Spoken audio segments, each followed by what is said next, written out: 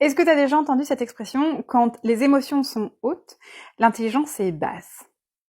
Ce que signifie cette phrase-là, c'est que plus tu as des émotions fortes et plus tes capacités de réflexion diminuent. C'est-à-dire que quand tu ressens des choses très fortes de type colère, angoisse, tristesse, stress, eh ben, ce que ça fait, c'est que ça active ton système nerveux.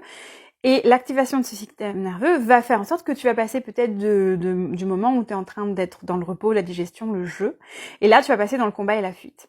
Et peut-être que ça va continuer, tu vas passer dans l'immobilité, la tétanie. Bon. Dans ces moments-là, ce qui se passe, c'est que plus c'est intense, et plus ton corps va être en survie. Et du coup, en survie, il faut réagir instantanément. C'est vraiment la partie automatique de ton corps et de ta pensée et de ta façon d'être et de tes réactions qui va prendre le dessus. Bon, l'automatisation, c'est très très bien pour survivre quand il y a un danger physique imminent, du style une voiture qui arrive vite et un enfant qu'il faut sauver. Ça va être très très bon. Ça va être vraiment moins bon pour répondre de façon appropriée à une situation de conflit, peut-être avec un collègue. Ça va être moins pertinent. Et du coup, en gros, ton cerveau préfrontal, ton néocortex, va s'éteindre parce que l'énergie va être mise ailleurs. Et ça va être ton cerveau émotionnel limbique qui va prendre en charge. Et si le niveau de stress continue à augmenter, ton limbique va aussi s'éteindre. Et ça va vraiment être la partie reptilienne à la base de la nuque qui va vraiment prendre en charge et s'occuper de tout ce qu'il y a à s'occuper.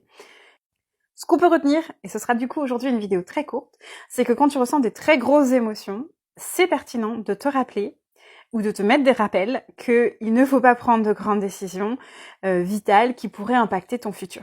Ce qui est important, c'est de prendre le temps de te poser, de te détendre, de te déstresser, de te sentir peut-être même, de faire l'exercice de te sentir en sécurité.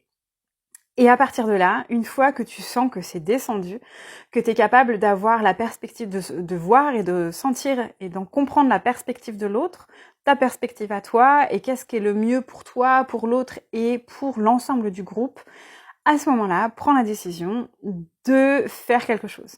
Et du coup, tu passes de la réactivité qui est vraiment la survie et aussi toute la partie inconsciente, programmée, etc., à une action après analyse, mûrement réfléchie, qui prend en compte tout et tout le monde. Ça veut pas dire qu'il faut tout accepter, ça veut pas dire qu'il faut pas se faire respecter, ça veut pas dire qu'il faut ne jamais rien dire. Ce que ça signifie, c'est que sous le coup d'une émotion forte, il n'est pas nécessairement bon pour toutes les personnes dans la situation d'être dans la réaction et ne pas laisser la biologie prendre le pas. C'est extraordinaire cette biologie qu'on a et en même temps, c'est pas nécessairement adapté au XXIe siècle dans toutes les situations. N'hésite pas à me suivre si tu aimes ce genre de contenu, à me poser des questions si tu en as, j'y répondrai avec grand plaisir, et à partager si tu trouves que ça peut aider d'autres gens. D'ailleurs, je fais une chaîne YouTube où j'aborde ce sujet-là de façon plus longue et plus approfondie, donc n'hésite pas à me suivre sur YouTube, c'est aussi Passion Trauma.